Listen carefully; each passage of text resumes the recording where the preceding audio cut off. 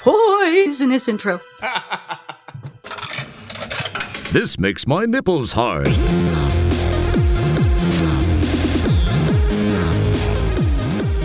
Hey there, friends. Welcome to the Classic Gamers Guild podcast. Today, Paul and I are here to talk to you all about the ways that we interact with the games that we love.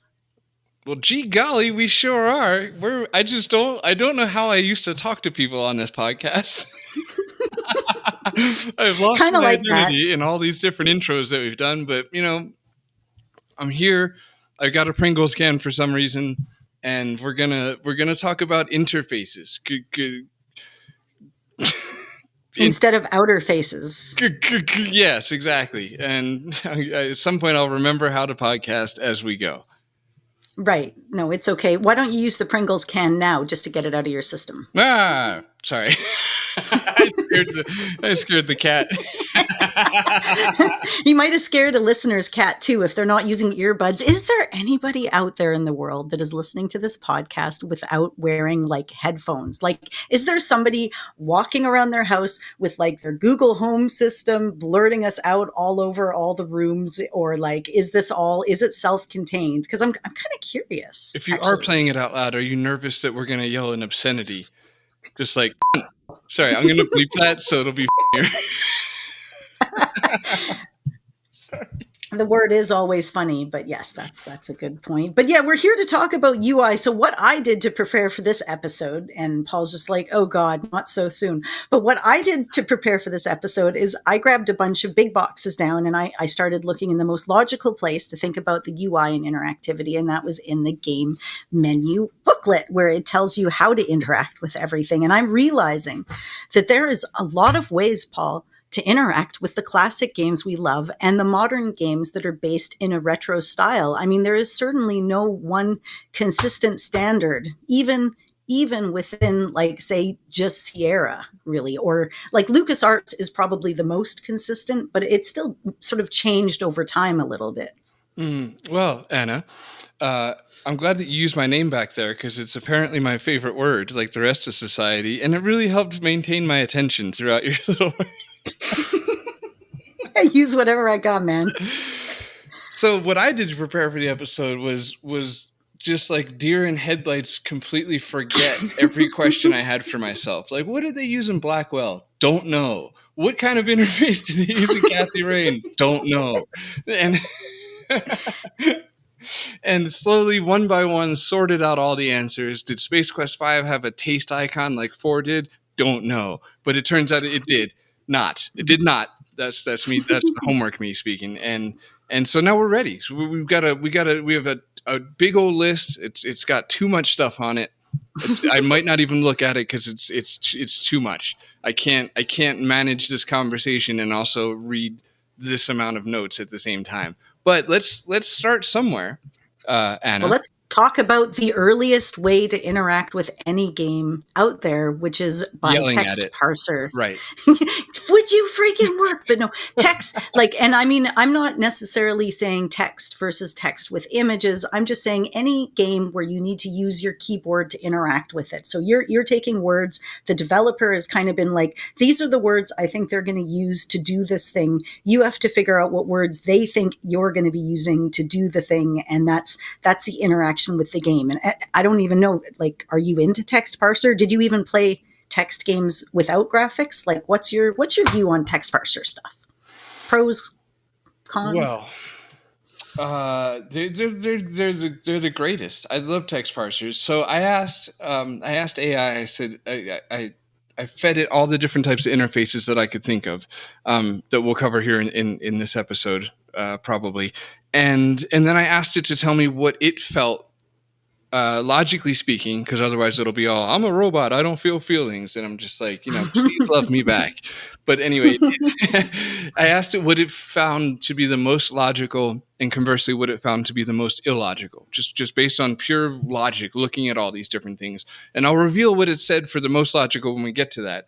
But for text parser, it said that this one is probably the most illogical. And to which I would say, go fuck yourself, AI. What do you know? No, I would say fair enough. I mean, it's fair enough. On paper, it is the most illogical to have, this blank canvas that is the entire vocabulary or lexicon of the human language.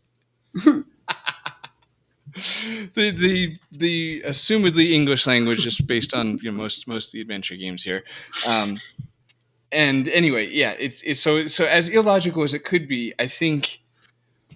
Well, so here's a quick pro and con for text parser interface. The pro is that it's the engagement is unlike any other, because there's a required amount of creativity from the player, and I find that engaging. I like trying to imagine what the developers already thought, right? Like what they would accept, and I like trying to figure out what the answer will be, and I also like trying to catch the game out or seeing what random thing that they might have thought of. There's a lot of text parser is the most charming of them all, I would say, but it's also the least logical. So some really quickly, I just want to give a quick classic example, a modern example, because I'm going to try and do this as like a template, like just to give everybody a quick jumping off point mentally of where we're at. So some classic examples would be like Zork, anything Infocom, Hitchhiker's Guide, etc., and then anything Sierra AGI or SCI 0, right? That's all text parser. We don't need to tell our audience, like they already. I'm yelling at myself. They already know that. Modern example would be Betrayed Alliance from Slats. Or Snail Trek from Icefall, and then upcoming is Cascadia Quest from Icefall and Crimson Diamond from Julia. So there is some modern examples. There's about to be more of them, which is nice, like Betrayed Alliance 2. So they're still being made because they're still charming, and I think that they're among my favorites. Same here. Going back retroactively, I like it when the dev takes the extra opportunity to give you shortcuts. Like, for example, in Police Quest, OD, open door, right? Like the little quick commands that you can use so that you don't have to actually type everything out. And it's like, and I like the options in a text game. Do I want to save? I can hit F5, or I can go up into the escape menu, or I can type the word save, for example. They'd put all of those in there. So my earliest games were graphical text. I've never been very good at just text parser alone. And I think that's why it's moved to being more interactive novels or choice-based games now, with when they're just text, even the ones you can download, because coming up with the input and putting it into the computer, it is time consuming, and it is not as quick and not as easy as a point and click. Right.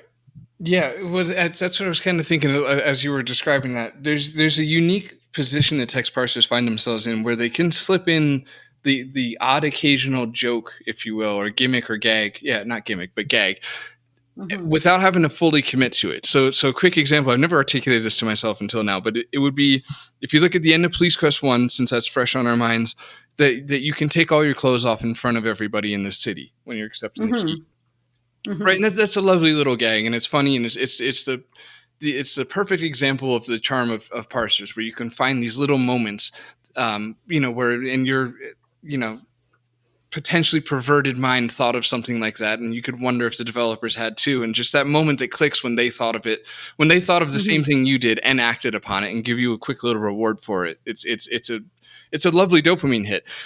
But what's nice about the parser is that you can just one off that. It's like, hey, what about like right here and now only if they took their clothes off? That would be funny, right? Yeah, sure, put it in the game.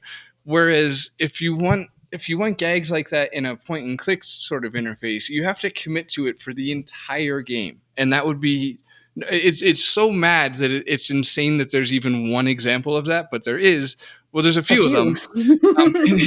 There's a few for of like them. A gag or two. Seriously, in some cases too, you're like, and the having to write a lot of extra text when you're creating the game, because you're like, now it's not just touch, look, interact, walk, taste, lick, zipper. Like, we'll go over them. It's hilarious to me that you have to, because you can't just click the zipper on everything, and it's just like, that doesn't work. You have to write shit in there, man. That's huge. Yeah, exactly. And that you touched exactly on my example, which would be like the lick one, or even smell from Space Quest 4, where it's like, if you really want that joke, you have to commit to it for the whole game, because like you said, they're not going to give you generic text. And, with game development as been discovered on my end, it would be, sorry, everybody, you could hear my brain just shut down partially for a second there. I'm back. Hi. Would be, there's nothing harder than writing maintaining momentum when you have to write rejections. Like that's just like, it's to keep rejections fun to read is the greatest of all challenges, I think, when it comes to at least comedic writing. So just, yeah, it's insane that Space Quest and Larry and those guys even tried something like that. But anyway, point being is that I think the charm of part of the charm of Text Parser is that you can just slip little things in when you think of it. And it suits the game really well. I don't know, it's a whole different kind of experience, a parser compared to a click thing. But yeah, I don't know, maybe at the end we can like compare, give them like a quick ranking or something like that. But anyway, what else do we want to say about parsers? Anything? I've said it on other episodes, but I will reiterate. I was very disappointed when the game style changed from parser to point and click. I was very upset as a younger person that they would be dumbing down the games that I was just starting to get the hang of and just getting good at. Now I'm softer. I enjoy a point and click. I also enjoy a parser, and I appreciate both of them, but it is a lot easier. It really limits what you can do, where, and how you can do it. It has to fit with the commands. It has to be something you're able to do. You can't just type, like you said, take off clothes unless there's an ability to do that throughout the whole game. You can't randomly, like you can type a swear word and maybe it'll activate a cheat in some games or a mode or something in some way could react. But 9 times out of 10 in a point and click game, your swear words land on deaf ears and you're just left yelling it at your computer screen. Right, exactly. In like in Space Quest 3, for example, if you you have to swear like 13 times or something like that to get the game to curse back at you. So you think you're being ignored and you're not. Maybe a nice like way to look at it on the outside is almost in like a Taoist sense or like a Jungian sense. It's like parser is utter chaos, and point and click. Parser would be at the risk of being overly chaotic, and point and click is at the risk of being overly orderly. Where there is, that might be what it is, actually. Maybe that's why I didn't like point and click, because I'm chaos. How long have y'all been listening to this podcast? I am chaos. Yeah, right, exactly. I mean, the risk of us doing this podcast alone has always been the fact that we're both actually kind of chaos. You know, like when Rick was here, he was kind of the order, let's say, because we both tend to be a little bit more like water in that sense. But there is something to be said, and I guess. Well, no, actually, because I want to go from here to 9 verbs, so I'll just say that there is something nice about point and click as far as like putting you in like a fenced, like a walled garden, I guess you could say, where it's like within these bounds you can still hunt for and find little berries and little fruits and little pieces of gold, kind of like what we touched on with the remake, the positive remake aspects of Police Quest 1, where it's like, yeah, since I don't have to type look at, or this since I don't have to type not only look at, even if there's a shortcut, and take a wild guess at what they're calling the thing in the room, right? It's like, are they calling that an armoire or a cabinet or like stuff like that? Not everybody keeps a parser log like Allo did, as he mentioned on our episode, and we mentioned before. He took all the parser input logs from every beta tester and then went over it and said, oh, people called it a door, people called it this, people called it that, people called it this. And then he put all of those and all the random shit they tried and gave it a response in the freaking game in Larry 2. And I'm just like, dude, that is how you do it, man. Because now we're not playing a guessing game so much. Right. Right. And actually, since we're on parser, and speaking of that is how to do it, I just want to put it into spotlight for a second. Phil's work at Icefall Games with specifically Snail Track, because he's working on Cascadia Quest. He's done Void Quest, which I hadn't played Void Quest, but I have played all the Snail Tracks with my son, which was such a good time. All that to say that he is bringing parser into the modern age by implementing features like suggestions and autofill, like much like you might get from using a smartphone, and having suggestions like when you it's almost similar to anybody like console players, anybody, because that's our market. Any market's not even the right word, but that's our bloody audience. There we go. But I'm sure we're all video game nerds to a degree, so it's like you play PlayStation and it's like they know for your keyboard to start suggesting words as soon as possible because it sucks to try and type with a controller. And Phil's kind of doing the same thing in his games where it's like as soon as you start typing a word, suggestions pop up for you to select. And that does kind of circumvent a lot of the guesswork where it's like, okay, well, they're definitely going to call it this. And it's also nice getting rid of like little typos on our end, on the player's end, where you can just immediately select the word that you were thinking of. And I guess what I'm trying to say is I think there is like I think there's room for a resurgence in Text Parser. There's definitely the nostalgia for it and everything like that. But I think there are like little modern technologies that could enhance it. And that's not saying that they need to either, because I would still enjoy just a pure parser that's like a fresh game that I hadn't played before.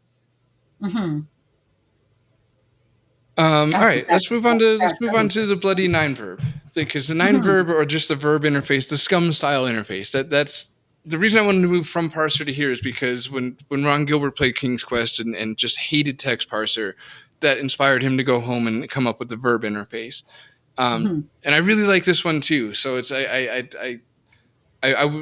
do. If we even bother with rankings, we could do that all later. We're not a big ranking show anyway, so it doesn't really matter. But before we nerd off too hard, what are your immediate thoughts on the verb interface, scum style? So yeah, when I first started playing Maniac Mansion, I felt really, really overwhelmed, as I mentioned, and I was just looking it up, and I mean, there's 15 verbs on the bottom of the page. Now that's I was overwhelmed. You've got use, push, pull, give, key. Use, push, pull, give, open, close, read, talk to, pick up, what is, new kid, unlock, use, turn on, turn off, and fix. And by the time they got to the first Monkey Island game, it had been a little bit refined. And you've got your open, close, push, pull, walk to, pick up, talk to, give, use, look at, turn on, and turn off, which... Thank goodness, by the time you got to Monkey Island 2, and I'm going to guess probably in the remake of Monkey Island 1, but I haven't looked it up, they switch it to the give, open, close, pick up, look at, talk to, use, push, and pull, and they merged turn off and turn off. Those went into use. Walk disappeared because you're just clicking on the screen. And what else? Dig didn't even have any actions. Items were assessed by moving your mouse near the bottom of the screen, and that was it. Full Throttle and Curse of Monkey Island did the 3-item Verb Coin, and that's kind of how you interacted. And Sam and Max had the cursor change depending on current action in a menu, right? Yes. On the box. So to the verb thing, okay, a couple of points I want to pick up on is one, the Maniac Mansion one, I had no idea that there was 16 options. The fact that there's a walk to at Monkey Island 1 too, that's quite absurd. Like it's so superfluous, it makes you wonder why it got past that point in development. I'm sure there might be a better reason for Maniac Mansion, like predating mice. Let's say mouses. No, I think it's mice. Whatever. But also the wording of what is instead of look that's also kind of insane. Like, really, guys? Like, you settled on that? You had a team of developers, and you're like, let's go with what is. That's just so clunky and weird. And then we get to Monkey Island 1 where it's down to 12, and that all seems pretty good. Again, like the walk to doesn't need to be there, and turn off and on seems a bit much but anyway, I guess all this to say is that by Monkey Island 2 we've got the refined official 9-verb thing, which is what Thimbleweed Park used and Fate of Atlantis used, and it became it kind of hit its peak and then they bailed on it more or less because from Monkey Island 2 we get what, Fate of Atlantis, and that's about it. I mean, Loom's a whole different one where you have a similar system, but it's different. Back McCracken, I'm just going to guess because it just doesn't matter. I'm going to just guess that it's got 12 like Monkey Island 1. Maybe it has more like Maniac. Again, I don't care. But yes, I guess let's look at this from the scope of at its best, at its peak, which would have been 9 verbs. And for your most recent experience with this would have been Thimbleweed Park. So maybe that's a good place for both of us to judge it from. But anyway, I guess. What would your pros and cons be? Like, what actually, you know what are your pros? I think we've heard your cons. So what do you like about it? Well, it's straightforward. You can see what you're going to do with it. For example, on Thimbleweed Park, it's just sitting right there. It's at the bottom of the screen, kind of like the classic games. Your inventory is sitting right there at the bottom. You see what you have. You see what you need to do. Click on the thing. Do you want to do it or not? I've always found it tedious a little bit to go through each one. Do I open it? Do I close it? Do I give it? Do I pick it up? Do I push it? Do I pull it? Do I use it? Like, 'cause to me, the way I play these games, especially once I get stuck, is I want to click each thing on each thing to find the thing I'm missing. So it's, a little bit more tedious than the walk, look, touch, taste traditionally that I would find with Sierra games. I feel there's a little bit more work to have to do it the LucasArts way. So for you, you don't like the travel time, like the time it takes to go and pick up the verb you need and to use it. You'd rather hover above it and right-click cycle through things.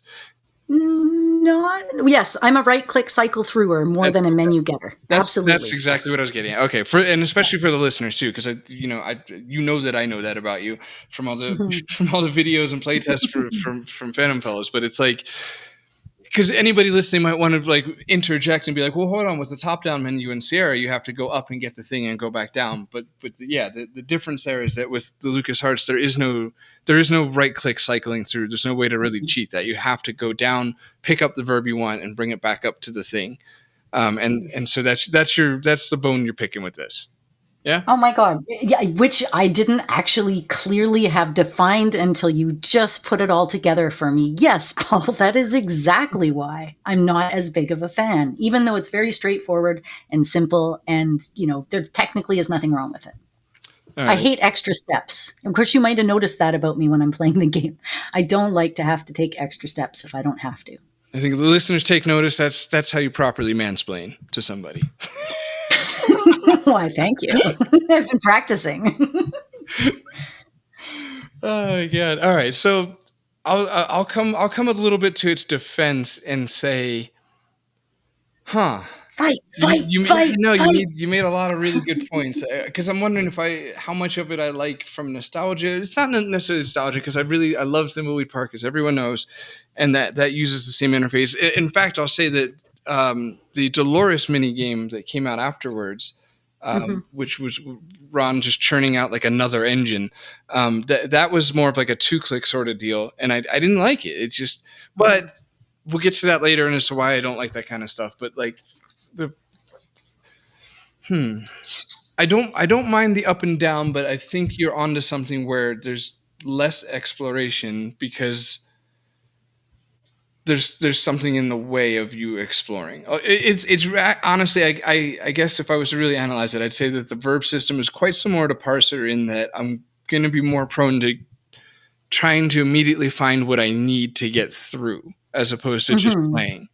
And that's maybe the beauty of the point and click systems, whether it's what the one that Sam and Max used or the Sierra style one, where it's like it's very inviting to being playful and exploration in general. Whereas the verb thing, it's like, I might not want to I might not want to click all of these things on everything. I'm probably more likely to just try and find the solution, the one that's gonna work. But at the same time, like that, with adventure games, it's like you're pretty much looking, interacting, or talking. So it's like it's almost like that the other ones are superfluous or not superfluous. They're circumstance based or something like that. Like, are you next to a bookshelf? Because then you probably want push rather than talk to.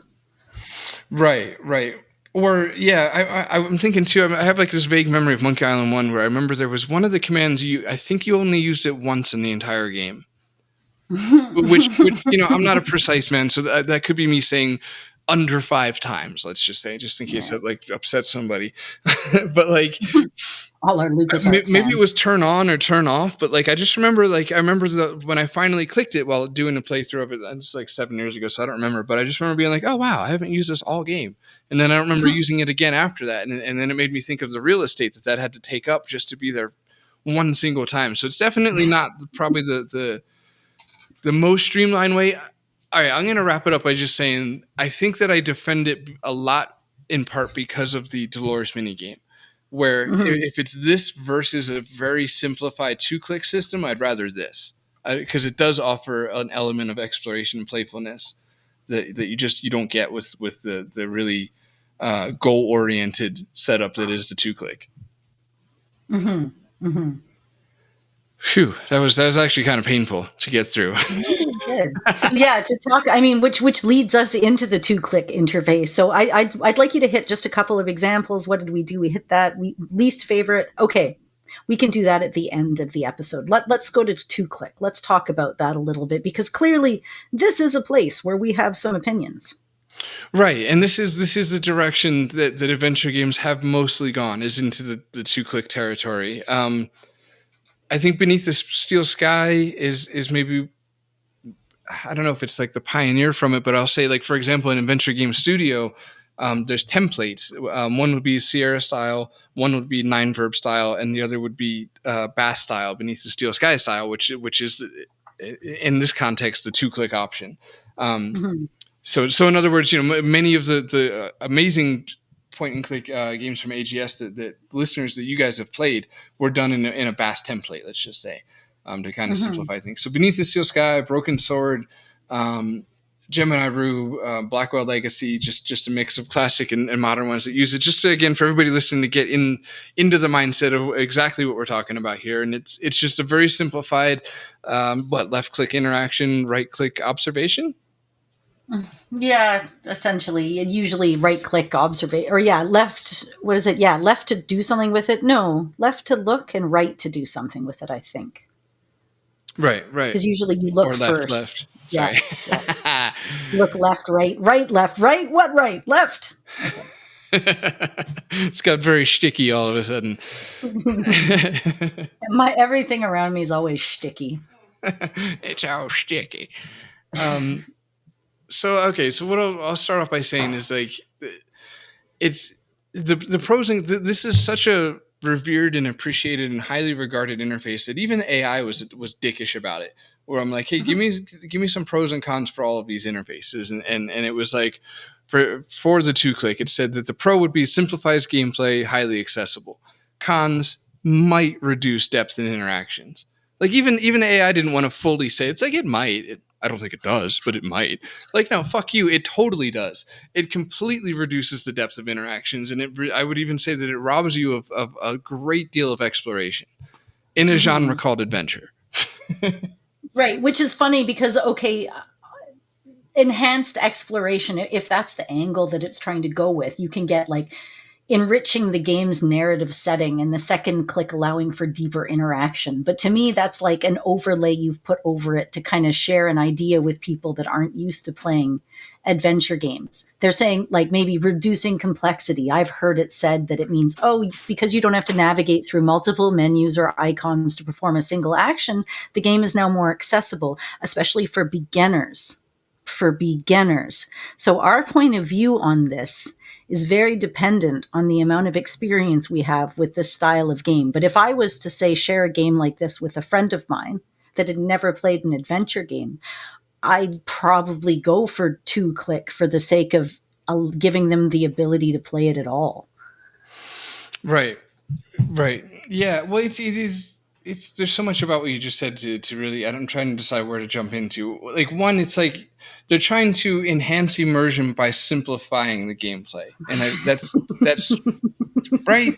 Just your laughter alone is my point. Where it's like, dude, you're gonna lose immersion the more simple you make it. And my other argument, and I'm trying not to get into old rants that our listeners have been put through enough times by now. Really, is a lot of my hesitation right now, because I don't want to do that to them again, because they all know basically, more or less. They even know this ominous feeling of where Paul's about to go with this, and we all know it. I'm trying not to, and I'm gonna lose that war.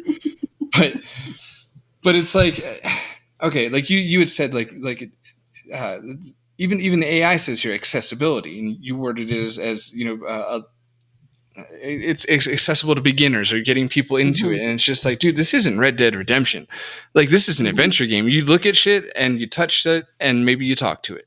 The end. Like, that's it, dude. There's no like L2 for aim and R1 for trigger, like reloading. I to this day, I don't understand. Like, I fired up, I don't know. It doesn't matter. I actually want to leave it nameless, because I'm not shitting on it, because it's probably what I'll end up doing, which is offering. Well, actually, it's literally what I was working on last month, which was a tutorial for an adventure game, because everybody else is. So I kind of have to.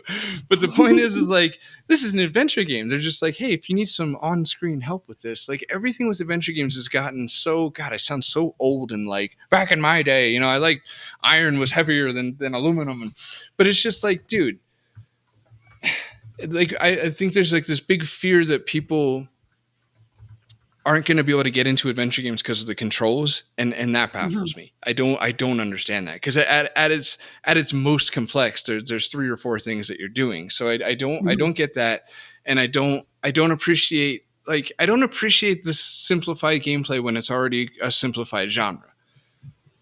You know what they're doing, though? They're making the gameplay simplified and then putting in difficult puzzles. So, okay, you lose your interactivity in the game itself, but all of the interactivity is essentially directed towards puzzles, which is a time extender, and B, I think a lot of people say that. Like, people are playing adventure games for some story and for some puzzles. And I mean, even looking at the way that you're designing your game, I mean, we're not exactly going to puzzles in that same way that a lot of adventure games are typically doing that. In fact, you're using interactivity, narration, and the story to engage the player, right? So two click Yeah. is like two clicking until you get to a puzzle, and then two clicking some more, and then you get to a puzzle over and over and over again until the end of the game.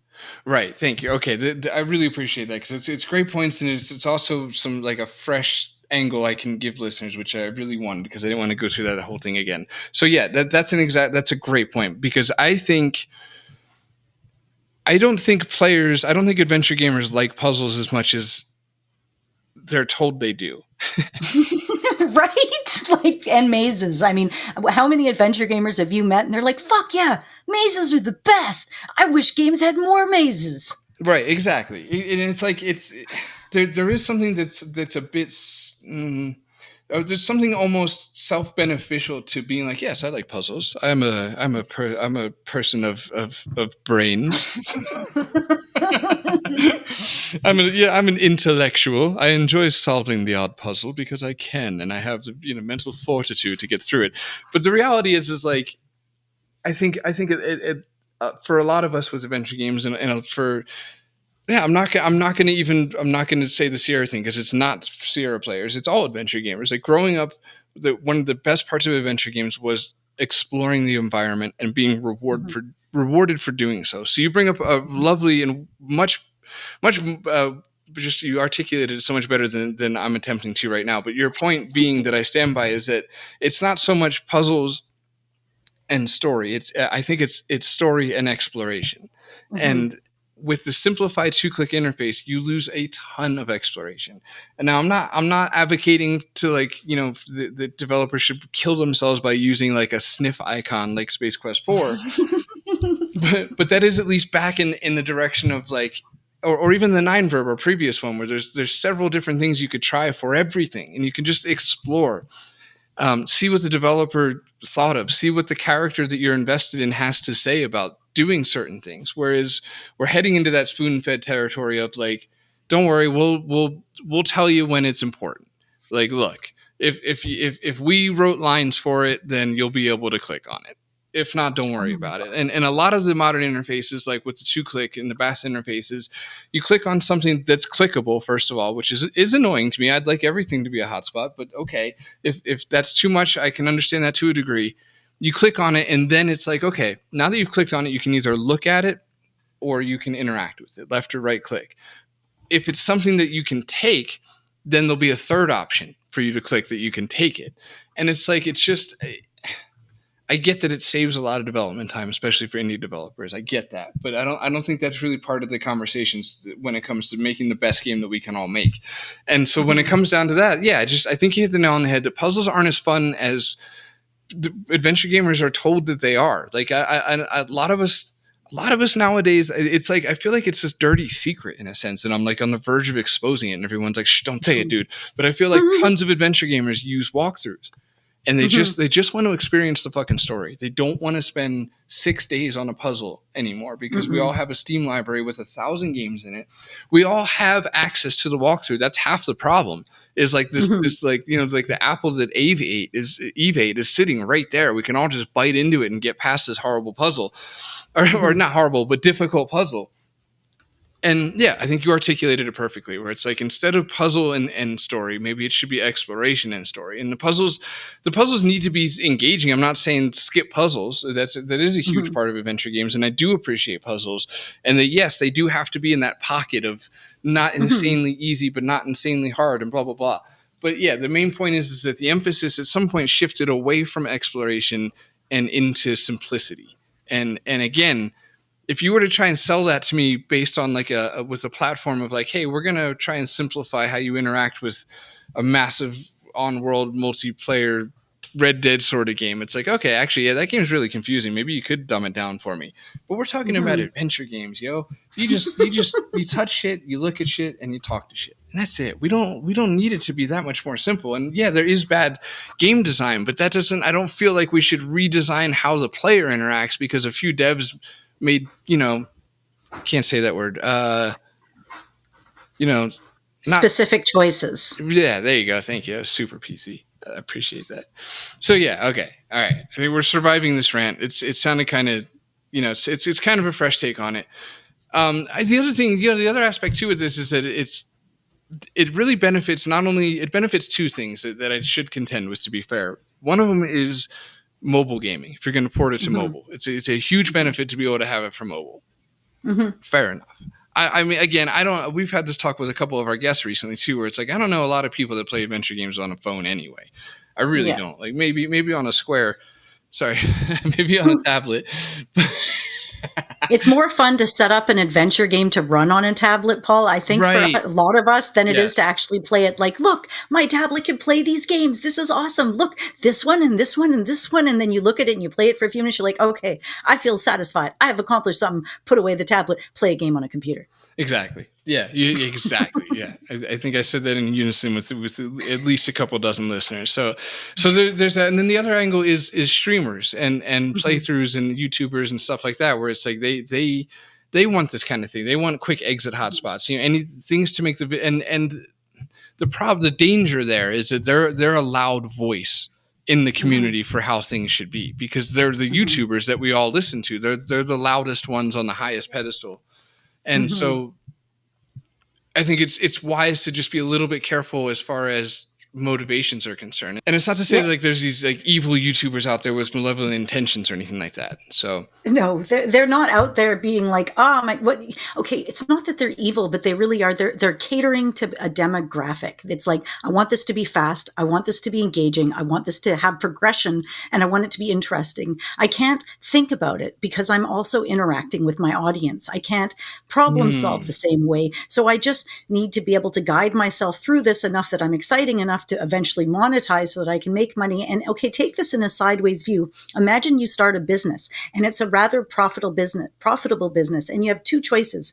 You can expand it by making it bigger and hiring more people and making the business bigger, or you can take it to an investor and say, hey, could you invest in my business? But certain businesses aren't like that. Like, yes, this is a profitable business for you, but it won't make money for an investor and you won't be able to pay them back. So you can't take the game in that direction.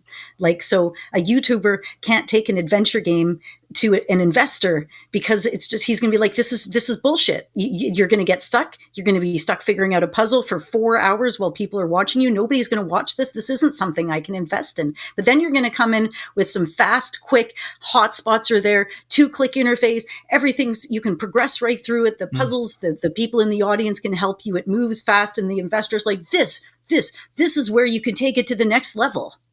yeah, you're exactly right, and it that strikes so many notes with streamers as well, where it's like, yeah, it's nice and simple. They can just the idea that they can multitask between not playing the game and playing the game should be a huge red flag. Where it's like, hey, And they they need don't want to feel stupid. They don't want to feel dumb when you're right, watching them. And a right. game, you know how dumb you feel playing a game you can't figure out, even alone, when nobody's watching you.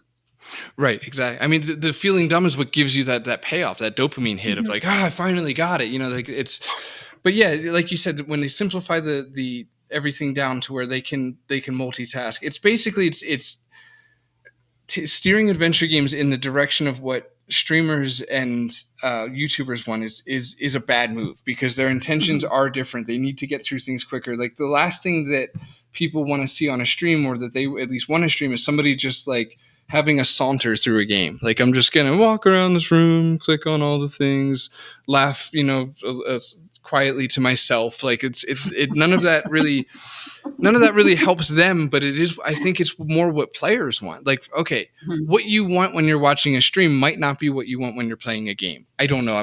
Yes, Paul, well said, actually, really well said. So when you're playing the game, you want to be able to explore. You want to be able to get just frustrated enough to where you get the dopamine hit, because nothing is free. You're not going to get these giant payoffs unless you put in some work. Like, that's just a universe life thing.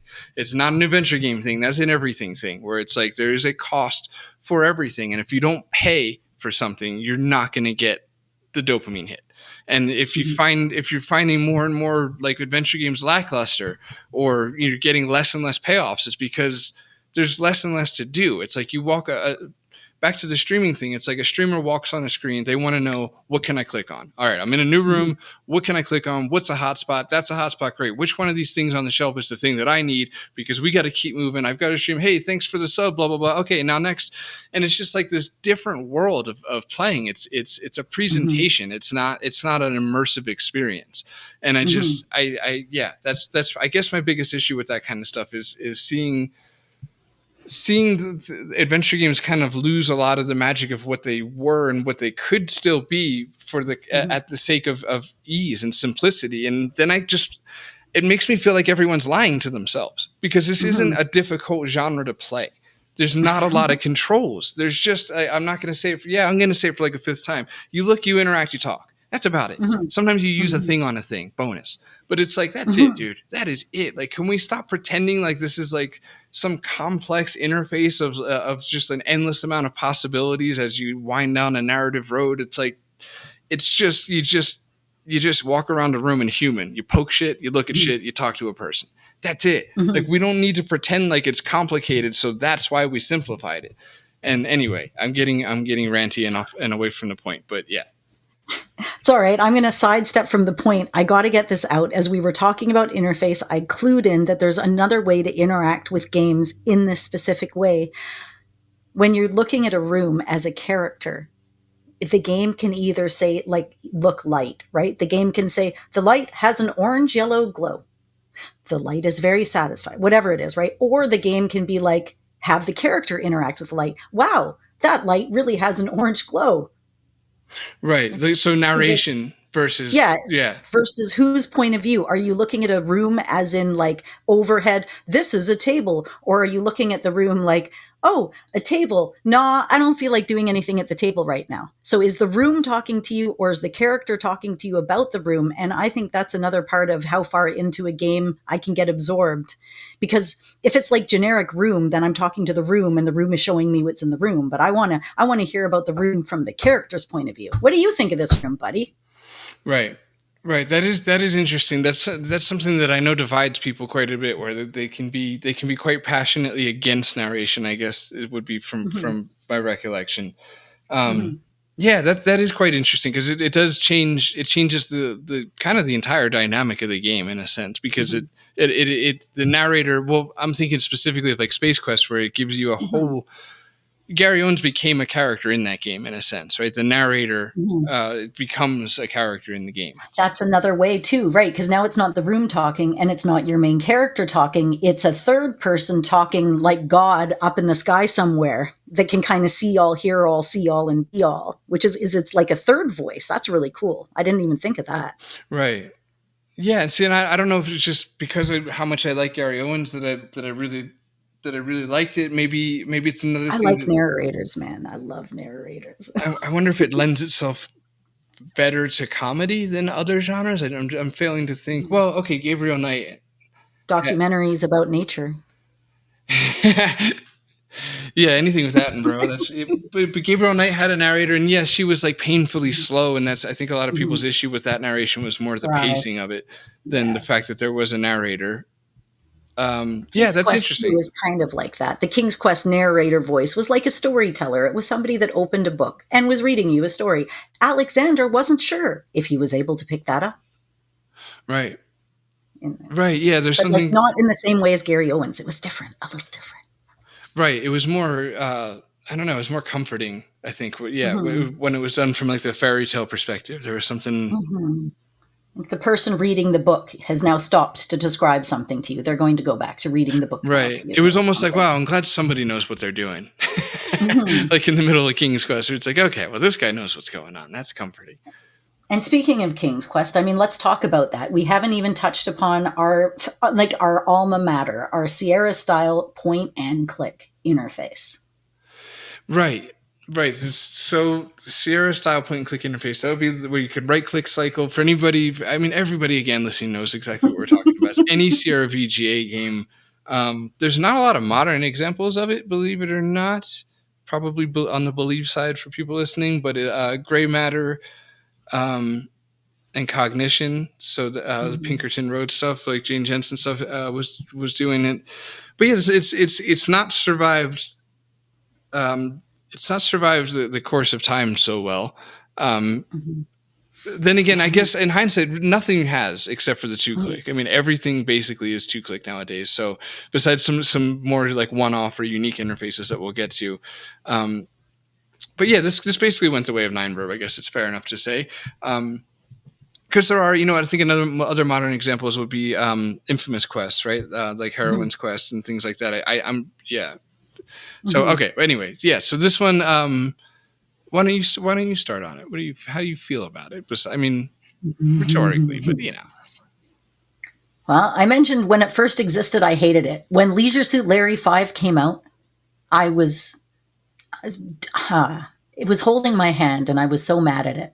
I'm like, damn you, I've been playing you and various versions of you for years. And now here you are holding my hand, walking me through this Sierra style point and click interface. And I was almost resented of it like at the time. But like, right, okay, now I'm fond of it and I love it. And like you said, I right click through it. So it's not very often I'm gonna take my thing, go up to the menu and click on it, but I will do it to access the main menu instead of escape sometimes. My point is, okay, going back, and we've mentioned this before too, when I would right click in a Sierra game, it would always be a different amount of clicks because either you would be or you wouldn't be holding an inventory item. So I'd always, do you do that, right? You skip by what you want to click on. And you're like, oh shit, there it was. It's after walk. And then you go back and it's like, it's not like the order has changed, but the amount of clicks has changed. So I've been overshooting on that forever. And I've been using this interaction method for a long time.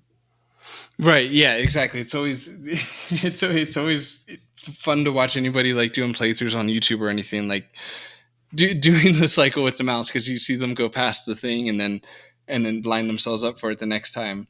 Um, yeah, it's interesting because I don't care for that. I mean, maybe it's not interesting. It's like the way I went about doing Phantom Foes was very custom to exactly how I wanted it, and that's probably not a weird thing to hear. It's like if you're gonna do your own game, then you should probably make it how what you think the ideal is, or what your own ideal is, or whatever. And mine really is a hybrid. Like ultimately, Phantom Foes has a Sierra style system, but I'm so heavy on the keyboard that I prefer it that way. I guess I was looking for like a blend between AGI and point and click because I really like Mm-hmm. arrow control. I like walking the characters with the arrow. And then it's like if you're already on the keyboard, then just like LIT for look, interact, touch, LIT 1, 2, 3 do the same things, and it's like it's all just there. It's like you only have to press 1, 2, or 3, and then subconsciously controlling with the arrow. So it's like I guess what I'm saying is even though I went with the Sierra style, there are still things about it that annoy me that I also kind of circumvented with the keyboard. Um, but I guess I don't know. I guess a lot of the reason that we've ended up in the situation we have as far as having the two click take precedence is because it's hard to come up with a totally clean system for this for point and Mm-hmm. click, and we've been through this like off air like quite a lot with Phantom Fellow stuff. We're just trying to find like the most ideal situation. Like one of the things that Anna inspired in development was what she just brought up with the right clicking, um, where it's like if you have an inventory, let's say it's 5 clicks to cycle through, and if you don't, then it's 4 clicks, and you kind of subconsciously start feeling where interact is from any given point. So it's like I know that I click 4 times from here to get there, but if you have an inventory or you don't, the amount of clicks is now different. And that may or may not be, I think it is, but that may or may not be a reason that people overshoot and undershoot what they're trying to go for. So for development of Phantom Fellows, a swing that I took at trying to fix this problem was, if you don't have an inventory item, then you have your satchel, your fanny pack, your backpack, your thing that holds your inventory is a cursor icon. So that way, every right click is the same amount no matter what. It's always 5 clicks all the way through, whether you have an active inventory or not. And then you might say, well, okay, what do you do with a backpack for a cursor? Or in the specific case, it's a fanny pack. It doesn't matter. So it's like, well, what do you do with that as a cursor? And so my solution to that was that you can, once that's your selected cursor, you click it anywhere on the screen to quickly open up your inventory. Because I feel like it makes logical sense. Like if your cursor, then you don't need to go to the bottom to grab it, and it saves that trip that I was complaining about in the 9 verb. Right. That's right. Yes. Yeah. Thank you. Just bringing back like a 2-year-old conversation we had that inspired this to begin with. It did. But yeah, so I think there's, I guess what we're getting at is that there's ways to improve the Sierra system. Like I almost feel like people gave up on it too soon and quickly just, again, everybody's really leaned into this 2-click thing. And I guess my example isn't something that I was asked by Jack from Adventure Game Hotspot when we were guests on their show. When he was just asking reasons as to why I wasn't going with 2-click. And I remember saying, well, with modern adventure games, they tell you what you can do where. So it's like, I was playing Techno Babylon and I was kind of testing it. I'm like, well, what is, again, what are modern games doing when it comes to clicking on a person? And so with a 2-click, a very simple interface where you're not selecting icons, you're not telling the game what you want to do. You're letting the game tell you what you want to do. You click on a person and they just start to talk. Fair enough. Okay. That's the most common thing you do by clicking on an NPC in your game. But what if, first of all, it's an adventure game and you want to explore and just, for the charming sake of exploration, hear these lines that the developers may or may not have written, etc. But also, furthermore, I'd invite you to just imagine, like, okay, what if you're writing a comedy, something that's supposed to be funny? Imagine like how much potential for laughs I would lose if, when the player was the ghost in my game, and they clicked on a person, an NPC, that it automatically triggered, talking. Like there's a lot of potential in a ghost touching a person, that doesn't know that they're in the room, and there's a lot of potential in the ghost talking to somebody that they might not be able to hear. And there's just the overall interest or potential in a look at. Like, well, if I look at him, he'll. So in Phantom Fellows, again, like the main character is Oliver and the ghost is Engelbert. They're both quite different, and Engelbert is a bit stiffer and a bit not drier, but just he's a bit more skeptical, a bit more just on the negative spectrum of things, because he's fucking dead, and that's a bummer. He's a realist too, just a little bit more, a little bit less like up in the air, which is funny because he's a ghost. Right. But so it's like. The opportunity there is to learn twice as much about an NPC, about a character that's a big part of the game. Let's say you can learn twice as much about him, or learn the same thing about him, but from 2 totally different perspectives. And again, that's all to me. It's just world building and enriching and interesting to be able to a lot of times in the game, just being more blunt about it is. Oliver will just kind of dick off and go for the laugh, and he'll say something just funny and irreverent or childlike or whatever that's hopefully funny, and that's that. And then it's like, okay, but what does the thing really do though? And then Engelbert's your guy to actually tell you what the fuck is going on with it. And that's all that stuff to me is just world building and enhancing and things that the Sierra style interface gives you, is the ability to get the absolute most out of exploring a game that you possibly can. I think Al Emo in The Lost Dutchman's Mine really touched on that again too. It made it sort of the classic Sierra style menu, and you can click on everything and interact on everything, and it made sure that it had jokes all the way through for everything you did, and it didn't miss any opportunities in the style of games and the like that it was sort of based upon. It's it's not super modern. I think 15 years ago now. So it's just before all the modern classics kind of started rolling out. It was the first time, because it was right after the Quest for Glory remakes had been done by the company. So it was like, to me, this was just like, oh my gosh, adventure games are coming back. This is a real thing. Right. Oh, okay. So was that HED? Now Yeah. Himalaya? Okay. Yeah. That's Yeah. right. Okay. They were kind of they were, when you first got the internet and you loaded it up, these were the people on your computer saying, hey, no, you're not alone. And other people do still like them. Right. Right. And you bring up an interesting point too, where it's like I think a lot of the Sierra style interface depends on the game having lots of hotspots. Mm-hmm. Ideally everything is clickable, and that's perhaps that's a discussion just for another day. We would need like a guest on to bring some sort of balance to it, to say like, hey, here's why that's an unrealistic ask for a lot of indie devs, or whatever the case, whatever the argument against that Because is. it is a lot of writing, actually, because you're doing two characters looking, interacting with everything in the whole game, which means for every item you have to do look, interact, interact. That's Right. a lot. It is. Yeah, no, it's absolutely a lot. But I don't know if I have the grounds to stand on to say this, but I would maybe make the argument that if I only had one player character, that Mm-hmm. it's not that it wouldn't be a lot, but that it would be manageable.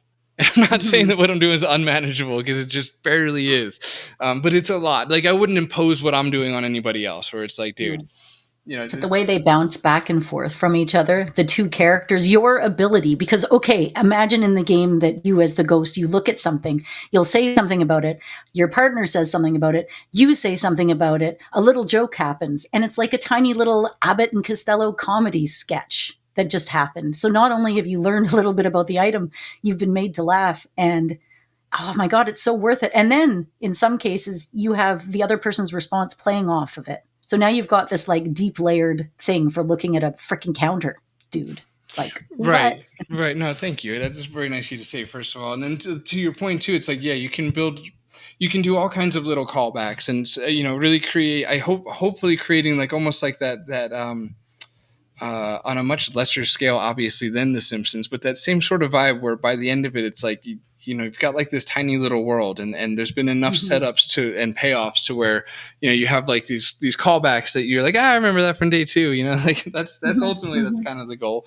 Um, and yeah, I mean, okay, so it's harder to do this many. It's harder, I guess, to have everything interactable when you have two Mm-hmm. players, but to take away credit for myself, it's easier in the sense that I have this 2.5D world where it's like, Mm-hmm. and I just learned the other day that that's the best way to explain that to people. But it's like you only walk on the x-axis. There's only left and right. There's no up and down. So I think when you present a world like that in this 2.5D thing, there's kind of almost no excuse not to have everything be a hotspot, because it's all just very right there. There's no pixel hunting. There's no anything. It's like there's a there's a shelf with 6 things on it. Like, how am I going to straight face not let you click on all the things there? But I don't know. Mm-hmm. I guess that's what games do now. They circumvent that by giving you the hotspot highlight, where it's just like Yes. you kind of your eyes. It kind of lures you away from all the things you can't click on, and it says, "Hey, look over here. This is the thing you can click on. Look, it's highlighted and it's lit up and there's bright neon color. Click here," and you kind of And forget, like, well, what sometimes, about all this other shit you can't click on? What the hell? yeah, like one thing in a room. Sometimes it's like you've got this intricate room. It looks really cool. And where can you go? Door. I can go to the Right. door. That's the only thing I can interact with in this whole. Why did you even bother making the screen? It should have been a blank fucking screen with a door. That's it, because that's all I can do anything with. Well, one of our big takeaways from this episode so far is you really hit the nail on the head, because we've been talking for the last couple of weeks about puzzles, and just being skeptical about people's interest in, let's specify, hard puzzles. And it's like, I don't Mhm. know, man. I don't think adventure gamers want really difficult puzzles these days. I mean, they don't want difficult anything, first of all. So don't, Mhm. like, basically don't come at me for saying that, because it's like it's the whole genre has leaned away from the least amount of challenge. Like, everything is just like not only is it a 2-click system, but like they'll offer like a on-screen tutorial to teach you how to click the 2 buttons that you can click. I don't understand. Anyway, sorry. Point being is that one of the biggest takeaways from this episode would be that maybe there is a little bit of a misconception going on, where it's like, we don't want hard puzzles, but we want immersive storytelling, and I think for immersive storytelling, you need immersive environments.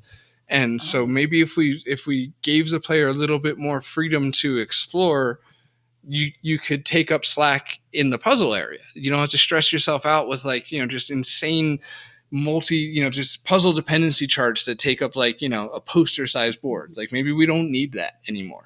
Maybe that fit better before the internet, and when you had a whole game, when you had a game that you had to get through a whole summer with, it's like, okay, that worked perfectly then, but I don't think people want that anymore. And I think, I don't think anybody would really even argue that so much. So it's like, okay, well, if everyone's going to walk through the puzzles, then I don't know. We're very close to adventure games just playing themselves.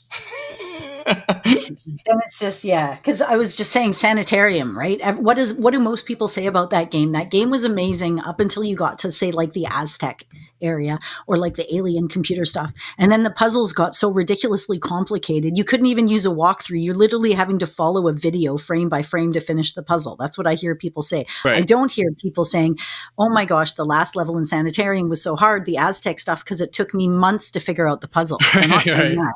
I came home from work every day, put in my 2 hours, and when it finally hit, I was, exactly. That's a time that's past us now. So, all right.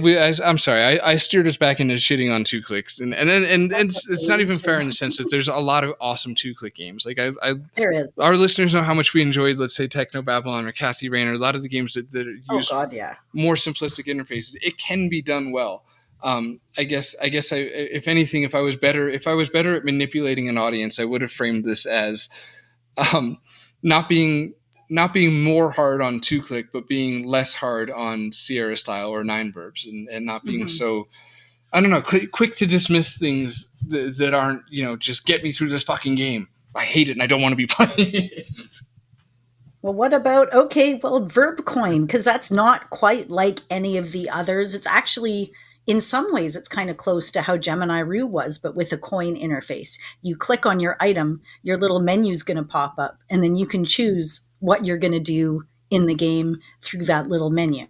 Yeah, Verb Coin is, I don't know, it gives me almost a little bit of anxiety. It reminds me of how, it's weird because adventure gamers kind of, for the most part, seem to not like Verb Coin, and I agree with them on that. I don't really like the Verb Coin interface, but it's oddly has a home in a lot of PlayStation console games, or games that are ported to PlayStation consoles but are also PC. Right. Like the Deponia series, I think Broken Age uses them. Wet Dreams Don't Dry, if I recall, used it. There's a few. Yeah, it's strange how because first of all, I have very few examples outside of the adventure genre besides Red Dead 2, but then also Anna's been playing it a little bit on the side. So as a common example, the way you select a weapon or select a thing, select inventory, right? Is you bring up the coin, the wheel, and you move the thing to the thing, and then you let it go on the thing. And I don't like that. It feels very out of control. Me too. It's very hard. At no point do I feel any sort of precision. I just feel very okay, I kind of move it here and kind of 4 o'clock and then let go and hopefully it selects. And Verb Coin in adventure games has a similar feel to it, where it just has this little bit of imprecision and clunkiness that's weird. And I don't hate it, but I'm not crazy about it. It's like an extra layer of a wall in front of playing your game somehow. It's I can do this, but first you must get through this trial. Right, exactly. And I would almost say it's, again, we highlighted earlier the swing that I'm taking at circumventing the cycle issue of cycling past the thing. But I think Verb Coin was perhaps an attempted solution to that, to the exact same problem. People were, again, early 90s development wise, everyone's looking at each other to see what's going on. You see Sierra doing this thing, and so I don't know, maybe you work at Revolution or whatever, and or Lucas, and you give one of their games a try, and it's man, this cycle thing's a little annoying because I keep overshooting it. And then we have, just to this day, I've concluded that there is no perfect solution. But I think the Verb Coin is a result of trying to find that perfect solution of where the player gets more than two options, but it's in like a neat, tidy little package, and it's all right there. You hinted at Gemini Rue. To anybody that hasn't played that, it's not. It's almost like if you smash Verb Coin and Sierra together, because you basically get a tiny Sierra top down menu where a Verb Coin would be. Right. And it shows you your inventory. It's very tiny because it has to be, because it's popping up right in the middle of the play screen. But yeah, a tiny little square pops up with your inventory and the 3 or 4 basic commands. And again, I think it's just another attempt to be like, hey, we want them to have more than this 2-click option. But we don't want them to be cycling through and missing the thing and circling back again over and over and over and over again. And we don't want them to have to go down to pick up a verb or up to grab something from a menu. We want it all to happen right here. So again, I don't think there's a perfect solution, but this is another swing at it.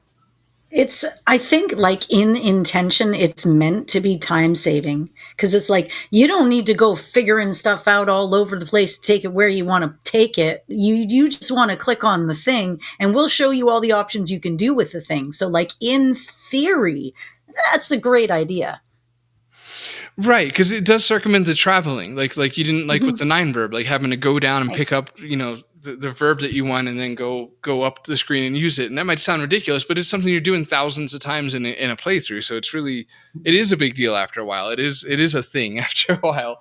But it's tiny, this one. It's a bit tiny. Some of them are a bit tiny when they do that. The same with the Verb Coin. Any one of them, or the ideas like it. And it's so little that I feel I have to be so exact to click on this tiny little thing it pulls me out that little bit. When I've got a nice big chunky menu, or I can right click cycle, I know what I'm freaking doing. I can see it and I can click it.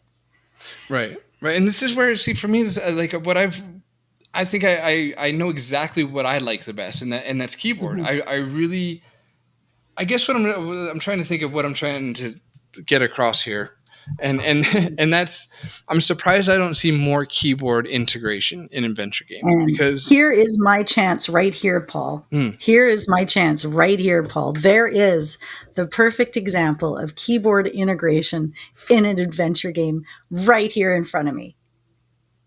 And that game is Manhunter, because Manhunter 1 and Manhunter 2 have no mouse support. So you don't have to think about this. It's just, this is what it is. Play the game. Right. Damn, you're exactly right. Too bad it's not a beloved game though. It doesn't help my cause too much, because everyone's like, ugh, Manhunter, gross. Only Anna likes this game. It's beautiful. I'm looking. You know what? The instruction booklet I have has manual pages, neon yellow pages in the instruction manual. Dude, how can I not love it? It is such a cool looking game too. And that ties back into the AGI thing, or SCI 0 era, where it's like we all, for the most part, we started off playing adventure games with keyboard, at least keyboard direction, right? With the walking, and parser too, you talk. So it's like, and the other thing that went through my head development wise was like, well, it's not like with a mouse, because the thing with the keyboard, I was like, well, it's going to require that the player is like hovering over the keyboard the whole time. But it's like, it's not like with the mouse you get to sit back. Like either way, you're leaning forward, engaged in the game, either with your hand on a mouse or on a keyboard. It kind of, I don't really see like it mattering that much. I don't know. Well, I don't use the keyboard when I'm playing your game or any other game that anybody's made, especially with keyboard use, ever since King's Quest IV came out, because that was my first, there's a mouse cursor, what do I do with it and how I use it? And it was actually rather kind of ineffective as far as having a mouse cursor in a game goes. But that is still where, as you know, I tend to go to. Yeah, and it's very helpful for development, because because you're the one testing it if for the point and click players, and I'm the one testing it for the please play it the way I want you to play it players. Which is not me. Right, so I need you to be finding, like, because I don't, like, for example, I don't use the top down menu ever at all. I use 1, 2, 3. Which is LIT 1, 2, 3. Look, interact, touch. That's all I ever use. And then obviously tab for inventory and escape for menu. So I don't even use the top down menu, which means Anna's always finding like bugs and issues because I'm constantly neglecting it and forgetting it exists. So it's super crucial. But I will say that when you send me videos of you finding bugs and being nothing but a tremendous friend and help for this game that I'm going to now use against you, I'm so sorry, is I watch you playing these videos and I see you missing the thing and cycling through sometimes, even with our little, fanny pack little, intervention or whatever. And I'm just like, oh, it kills me. Just, it doesn't bother you at all. I mean, you're happy as hell to play it. So I don't want to like, even bother pointing it out. But when I see it, I'm just like, oh my God, like, it's every time. And it's not just you, it's you, every YouTuber, anybody you watch doing a Sierra style game, they're like, they want interact, there goes interact. And now they got it this time. It's just like over and over and over again. And so I get, again, back to Gemini Rue or back to the Verb Coin. It's like, I see why they tried to circumvent that. They're like, this cycle thing, it doesn't bother Anna, but it bothers a lot of people. Amazing. A lot of things don't bother me. You're like, oh, he's fine. Paul's finally convinced me to start skipping through stuff so that I can get through the thing to get to the part he's asking me to look at. Because he's like, you really don't need to like read through and narrate, and laugh and appreciate every single line you've just read through 14 times. Just get to the place you need to be. And I'm like, this shit is funny. I'm just like, is the couch fixed? Can you click on the couch yet? I'm getting there, man. But that, that's just me having fun with everything I do. I can't help it. It's gonna happen. And you know what? You're gonna get a lot of really technical people, which is coming up soon on your alpha beta runs, and they're gonna nitpick it in ways that perhaps I wasn't, and I'm thankful for it. Yeah, fair enough. Absolutely fair enough. And I will say too, and just in quick defense of the game, in case anybody's building up preconceived notions based on the keyboard thing or poking holes in it mentally, as I would be doing if I was listening. And I would just say that if you keep in mind that it's this 2.5D world where you can only walk left or right, then using arrows is perfect. Because the downside to arrows for me would be in, just imagine any other adventure game besides mine and Dark Side, where you can walk up and down as well. And it's like, okay, then arrows become a pain in the ass because now you're doing that little thing you do when you walk down the staircase, that little like up left, up left to like diagonally get across the screen. Like, yeah, I get that. Anybody that's played Sierra games, AGI with arrows, knows exactly what I'm kind of loosely describing right now. And that would be a problem, but it's like in my game, you can only walk left or right. So there is no pain. There is no painful navigation. You just left or right. Yeah. And then since your hand's already left or righting, 1, 2, 3 for look, interact, touch, which, yeah, I mean, that's like I'm asking of the player a very small learning curve to just associate LIT with 1, 2, 3 so that they quickly remember what 1, 2, and 3 does. Because I don't think anybody's going to actually click L, I, or T, even though you can. Point being is like, you just, to me, the ideal interface, tying this into the episode, would be, well, that's not true because it only, again, applies to my game or Dark Side where you're only walking left or right. But okay, if you have a game where you're only going left to right, I think the ideal is where you can click left to right and then 1, 2, 3 for your 3 different things, and you don't have to cycle through shit. You don't have to deal with a verb coin. You get more than a 2-click interface would give you. You don't have 9 verbs. You don't have to type the thing. You just 1, 2, 3. How does it know what you're looking at when you hit L? Are you hovering the mouse with a certain cursor? Are you standing near it? What's the story with that? Because I've actually never tried it in your game. Well, no. So in this case, it's like the 1, 2, 3 replaces the right click. So LIT 1, 2, 3 L look is 1. So you press 1 and that gives you the look cursor. And then with the mouse, you put it wherever you want and click it. So it's still point and click. You're just using 1, 2, and 3 or LIT to select which way you want to interact, and then you use the mouse. Wow, it's funny, it's been like that for ages, and I'm just like, what are you talking about? How does this work? And I always almost steer you away from it because I'm like, you find all those sweet point and click bugs that I need to be fixing. So don't worry, dear, it's fine. It's a thing people can do. It's okay. So what I want to talk about now, because we've talked about how we engage with the games and what it is we do to interact with it, but I want to touch a little bit on unique user-face mechanics, things that are specific to a game that maybe isn't being used in other games. Like you could even just go right back to the Notebook, how it was used in Laura Bow, how it was used in Gabriel Knight, and how it's kind of a unique mechanic. Even the Crimson Diamond has a notebook function that helps you progress to check off what you've been doing as you've been going through it. And there's so many ways to use those kind of UIs. So let's talk about that. Fair enough. Okay, so I'm going to start with my favorite, and it's a classic, and it's almost Trojan horsed into this because I'm not sure if it would even come as a surprise to be mentioned, but I would say it's multiple player characters, and it's not something that's done as often as you would think. Because we can all immediately recall whether it's Day of the Tentacle or Maniac Mansion or not really Sam and Max, but why not? Yeah, it fizzles out quickly. It's like, oh, multiplication, that's been done a lot. Like it's kind of not been done that much. One of my favorite modern examples of it, besides Thimbleweed Park, is Resonance, which does as well, and they have their own unique interface that I'll hopefully segue neatly into in a second. But I just wanted to say that my absolute favorite is the multiple player characters. Which again is kind of like a duh thing when it comes to the development of my game having multiple player characters, because I really like. I think I like it the most from a storytelling point of view, having two characters to work off of. But a very close second would be for the mechanics of it, for being able to utilize somebody's specialty in the moment that you should be. One person's good at a thing and the other one's not, so you switch so that the person can do the thing, or to work in tandem. Where you can have something. You can pull off something because you can position two different characters in two different ways to make the thing happen. So that's probably easily my favorite, would be the multiple player character.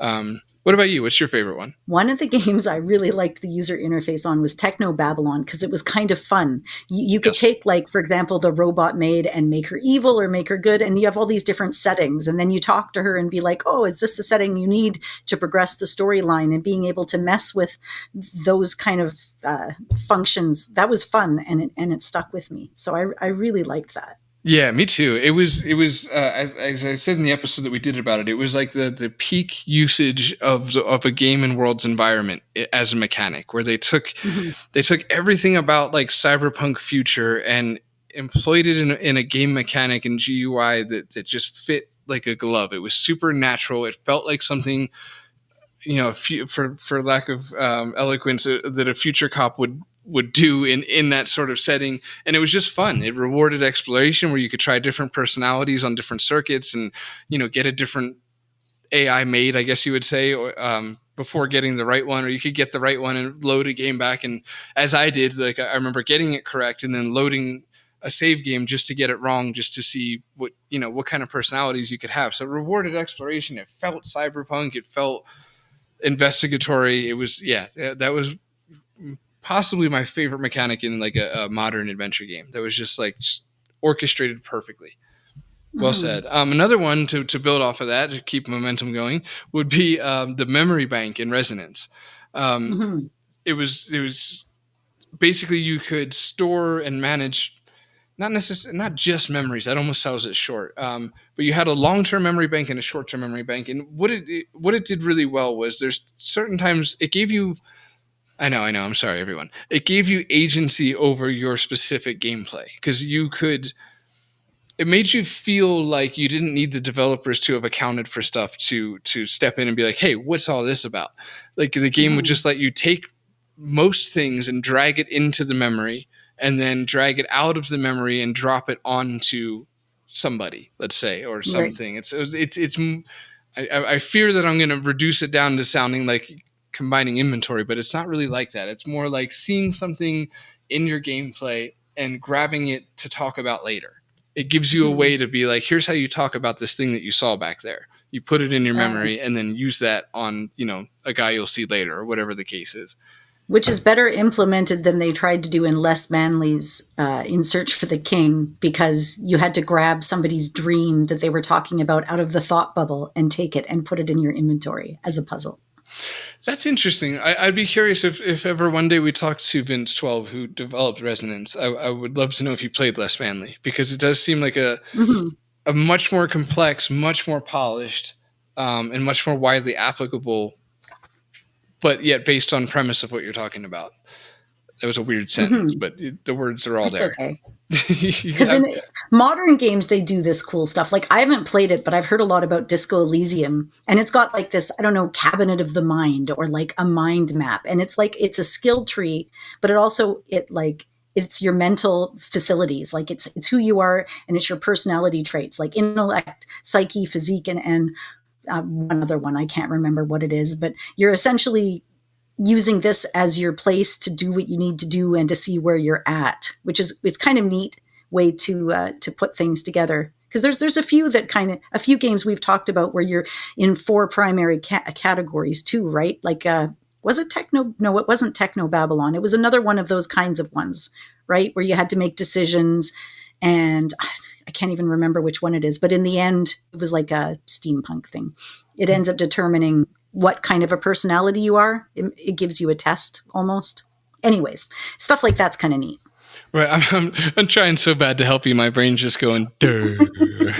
It's where there's like, you have to make this decision, and it's got a lot of greens and blues, and there's like a vat with a baby in it in your room, and you either have to keep it alive or let it die, and there's like a cave. I didn't know you were going to go so abstract with it. There's a lot of greens and blues, man. I can picture the game. I can even picture the beginning of it in my head, and it's a female. All you got to do protagonist. now is picture the. Sorry. Okay. And she's in an apartment, and it's like in the future. We've both played it. Is that Techno Babylon? Because it starts out with the. I guess I must. It's like that. It was Techno Babylon all along. It was within inside of us this whole time. So, anyways, there's a lot of greens and blues. You might even say teals when you blend them together.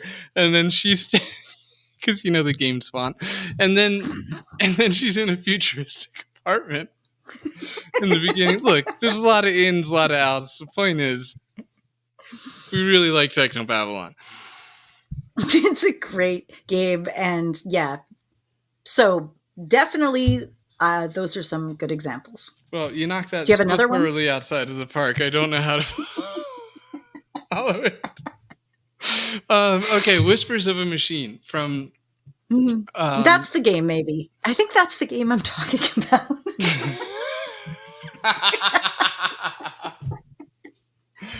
Oh my god, that starts off in a futuristic apartment too. It very well could be. Yes, that's exactly the one I think I mean. Yes. Oh my god. Okay. Well, I'm so glad you said that. So let's segue into it.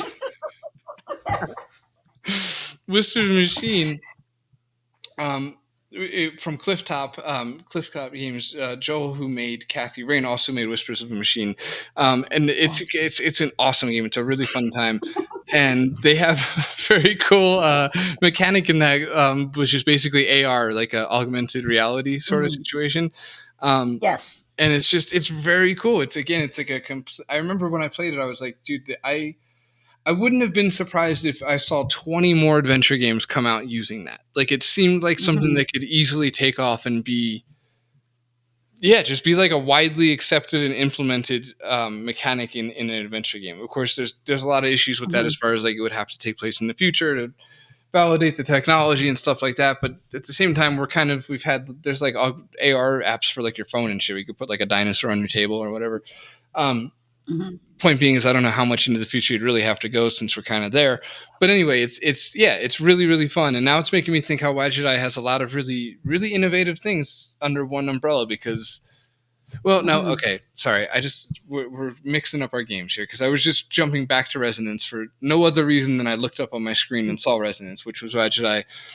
Same as Techno Babylon having their mechanic, but this is Clifftop. This is Joel. This is Whispers of a Machine. My bad.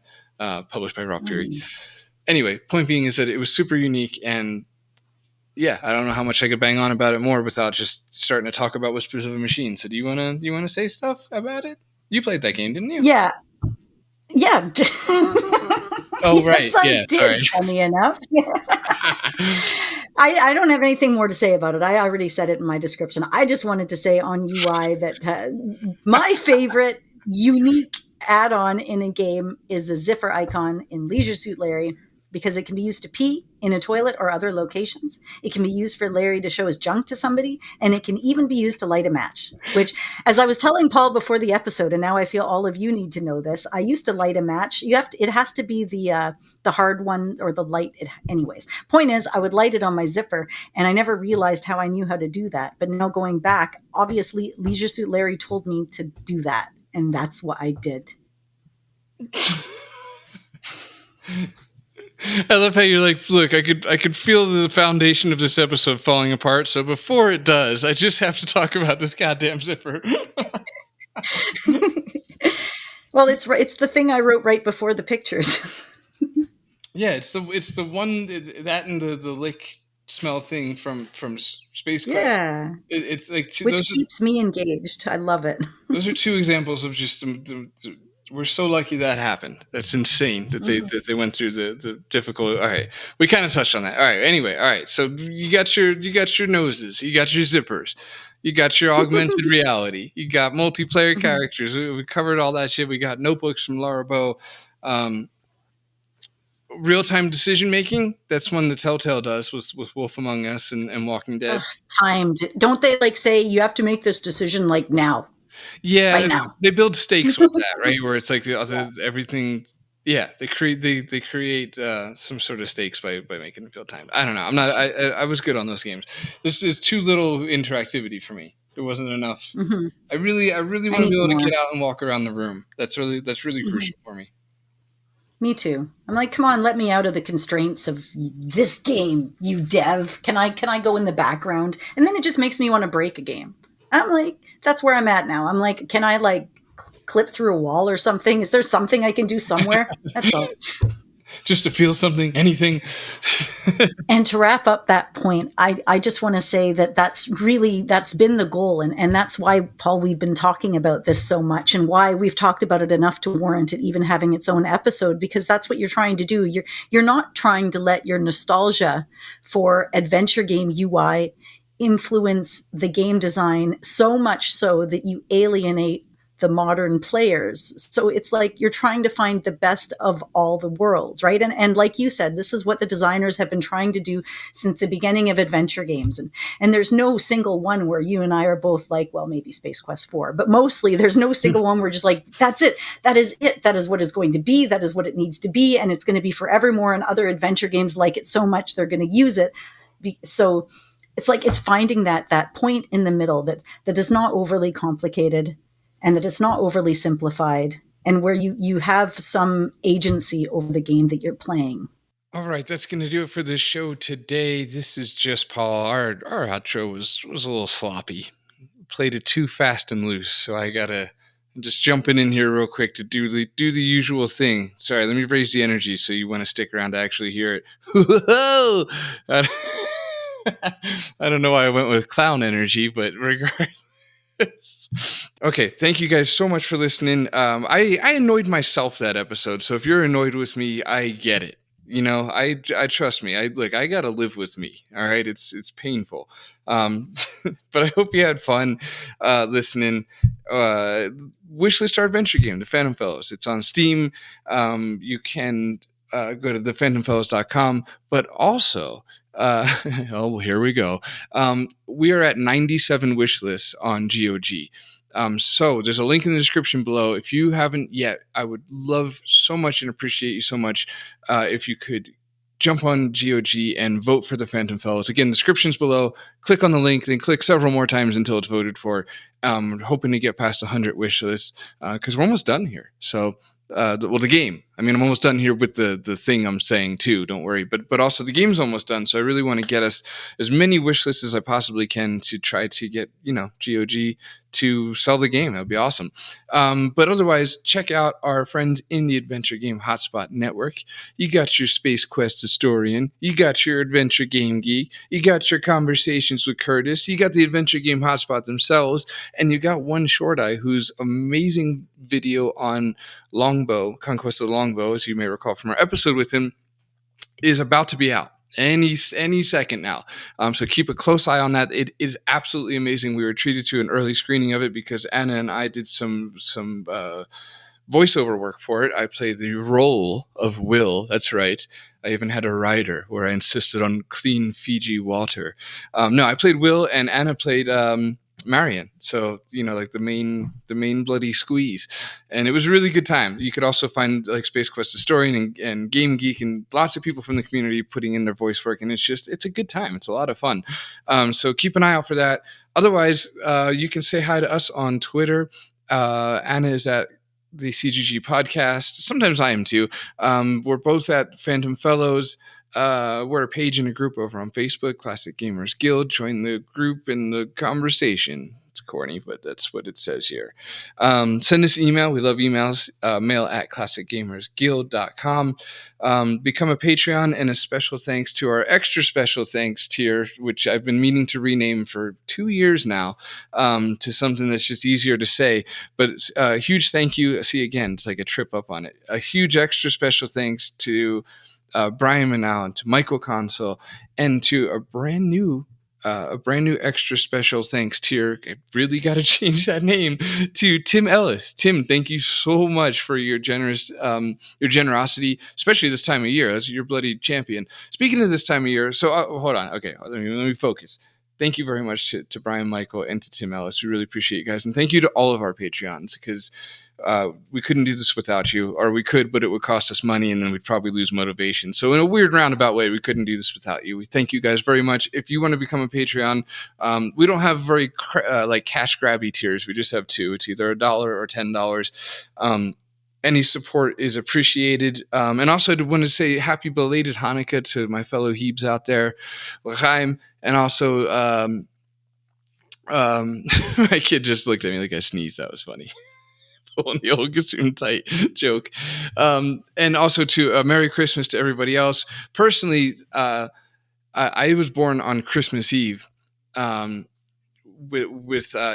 basically it's like a happy birth mitzvah for anybody out there who happens to celebrate Hanukkah, have a birthday around this time of year, and also is Jewish but finds our holidays to be depressing, so also does Christmas. Happy birth mitzvah to you guys, to everybody out there. Hope you have a happy holidays. I mean that sounded incredibly insincere because I'm in that robotic, let's just be done with this mode, but for real, happy holidays, and we love you guys, and thank you very much for listening to our show. I think that's all. Don't do a murder.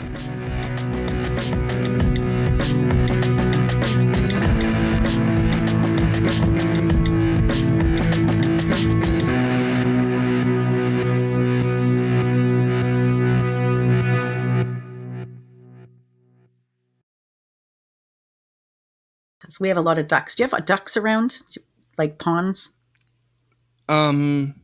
Yes. Yeah, there's a giant one across the street. Yeah, with some what do they call it? Mallards.